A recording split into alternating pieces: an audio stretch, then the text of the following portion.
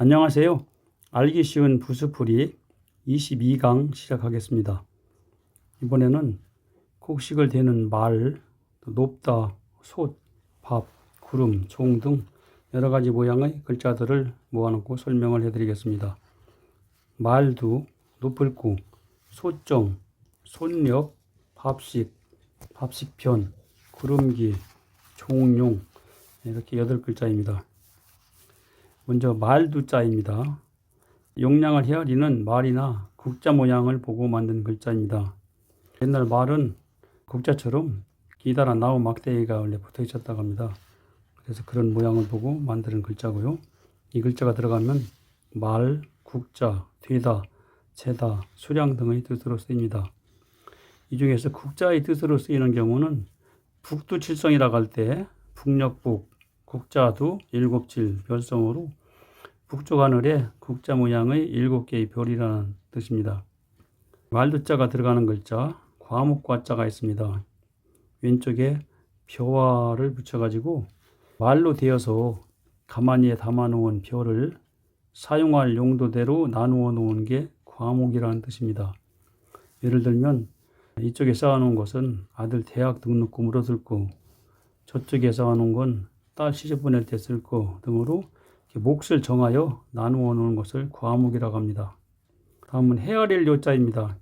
왼쪽에 쌀미자를 합쳐가지고 밥을 짓기 위한 쌀의 양을 말이나 국자로 되어서 헤아린다는 뜻의 글자입니다. 다음은 높을 꽃자입니다. 아래쪽에 있는 이 모양은 성의 모양과 성 안으로 들어가는 문의 모양이고, 위쪽에 있는 이 모양은 족이 쳐들어올까 봐가 망을 보는 망루의 모양입니다. 두 글자를 합쳐가지고 성 위에 망루가 높이 치솟은 모양을 보고 높을코라고 하는 글자입니다.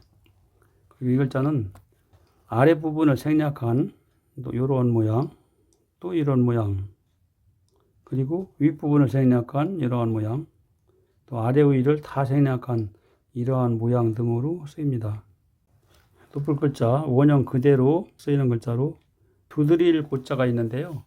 오른쪽에 칠복자를 합쳐가지고 높은 집의 창문을 막대로 치듯이 두드린다는 뜻의 글자이고요. 생략된 글자들 보시면은 먼저 이렇게 생략된 글자 정자 정자가 있습니다.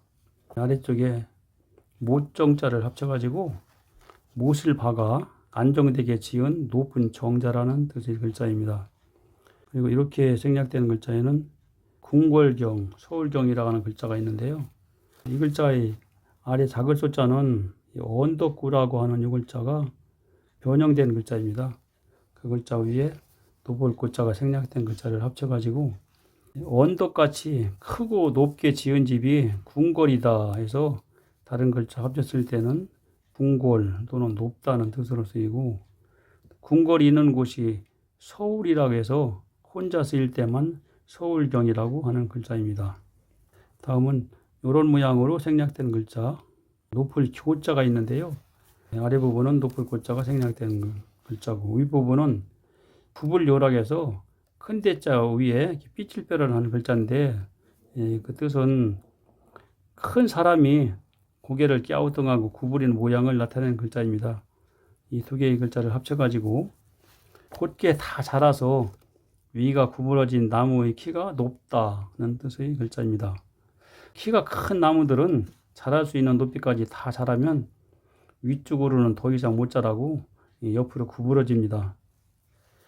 그리고 이런 모양으로 위아래가 다 이렇게 생략된 글자 대대, 집대자가 있는데요. 이 글자의 위쪽에 있는 그 선비사자처럼 쓴 부분은 갈지자의 옛날 글자, 지금은 이 글자를 이렇게 쓰죠. 갈지자를요. 근데 왼쪽에는 이 글자의 양쪽 날개를 생략하고 선비사자처럼 이렇게 쓴 글자고, 아래 부분은 높을 고자가 아래 위가 생략된 글자, 맨 밑에는 이를 지자 합쳐가지고 높이 쌓아놓고 위에 올라가서 관망하기 위해 이르는 대다, 집이다 해서 대대, 집대라고 쓰는 글자입니다. 다음은 소정자입니다. 이 글자는 제후국에서 가져온 세 부치를 합쳐서 세 갈래의 발과 두 개의 귀가 달리게 만든 큰 쇠소트의 모양입니다. 제후국의 단합과 백성들을 먹여 살리라는 의미로 천자의 궁궐 뜰에 놓아 두었다고 합니다. 이 솥은 상징적 의미의 솥이며 실제로 밥을 해먹는 솥은 아닙니다. 그리고 위에 솥귀가 달린 것은 솥이 워낙 무거워서 솥귀의 구멍에 나무를 끼워서 옮겨놓기 위해서 만든 것입니다. 그리고 다른 글자와 합쳐 쓰일 때는 이런 모양, 또 이런 모양, 그리고 또 이런 모양으로 이렇게 생략되어 쓰입니다. 소정자가 이런 모양으로 생략되어 쓰이는 글자 참진자가 있는데요. 이 소정자가 생략된 글자 위에 숟가락 귀자를 합쳐가지고 천자의 궁궐 뜰에 놓아둔 큰 쇠솥에 수저로 곡식을 차곡차곡 채우는 것 같이 마음의 양식을 차곡차곡 가득 채워서 참되다, 진실하다 해서 참진, 진실할 진이라고 하는 글자입니다. 그리고 이렇게 재물패자처럼 이런 모양으로 생략되어 있는 글자에 법칙 직자가 있습니다. 오른쪽에 선칼도를 합쳐가지고 천자의 궁궐뜰에 놓아두는 큰 쇠솥을 만들 때 누구나 지켜야 할 중요한 내용을 칼로 새겨놓은 게 법칙이라는 뜻입니다. 그리고 이러한 모양으로 생략된 글자 가출 글자가 있는데요. 아래 부분에 받쳐들 공자를 합쳐가지고 제후국에서 가져온 쇠붙이를 합쳐서 큰 쇠솥을 만들 때 여럿이 함께 두 손을 받쳐들어 천자의 궁궐 뜰에 갖추어 놓았다는 뜻의 글자입니다. 다음은 손력자입니다. 이 글자는 아가리가 오므라지고 굽은 다리가 3개 달려 있으며 잿물, 즉 오진물을 입혀서 구워낸 질그릇으로 된 솥입니다. 아가리가 막힌 것처럼 오므라진 솥이라 오지병 격이라고도 하는 글자입니다. 이 글자가 들어간 글자 녹일 융자가 있는데요.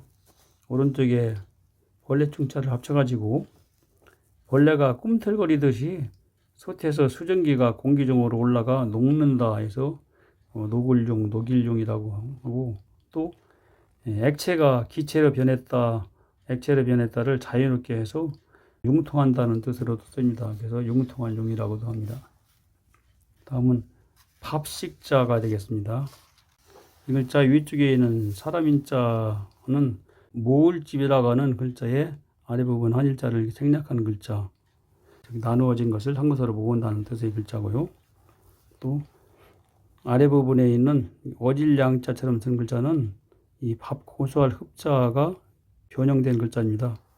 위쪽이 흰백자, 아래는 숟가락 빛자 합쳐가지고 흰 쌀밥을 숟가락으로 뜰 때 그 냄새가 고소하다는 뜻의 글자입니다. 이 두 개의 글자를 합쳐가지고 그릇에 모아놓은 밥을 먹는다 해서 밥식이라고도 하고 먹을식이라고도 합니다. 그리고 밥식편, 이 글자는 밥식자를 글자의 왼쪽 편에 쓰는 글자입니다. 밥식자, 원래의 모양 그대로 쓰는 글자에 기를 양자가 있습니다.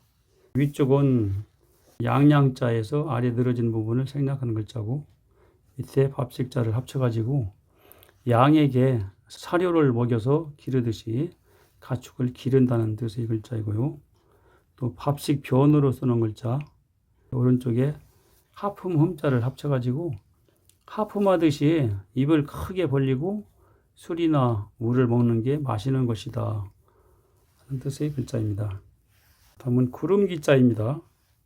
글자는 뭉게구름이 피어올라 떠다니는 모양을 나타내서 구름기라고도 하고 또 구름처럼 떠다니는 힘이 기운이다 해서 기운기라고도 합니다. 옛날 사람들은 구름이 어떤 보이지 않는 힘에 의해 떠다닌다고 생각을 했다고 합니다. 이 글자가 들어가면 구름, 수증기, 기운 등의 뜻으로 쓰이고요. 또 아래에 쌀미자를 합쳐놓은 이 기운기자와 같은 뜻으로 쓰입니다. 밑에 쌀미자가 들어간 기운기가 있는데요. 쌀을 먹으면 보이지 않는 힘이 생겨 움직일 수 있듯이 구름이 피어올라 떠다니는 힘이 기운이라는 뜻입니다.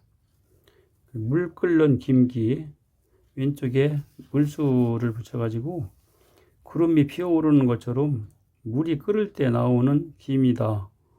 그래서 물 끓는 김기라고도 하고 그런 걸 전기라고 해서 전기기라고도 합니다.